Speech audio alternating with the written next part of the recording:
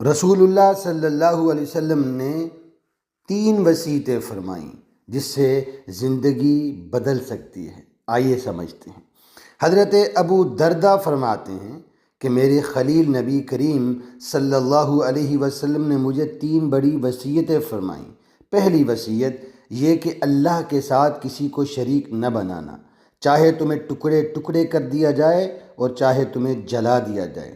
دوسری وصیت وہ یہ ہے کہ جان بوجھ کر فرض نماز کبھی نہ چھوڑنا، کیونکہ جو شخص جان بوجھ کر نماز قصداً چھوڑ دے تو اس سے اللہ کی ذمہ داری اٹھ جاتی ہے۔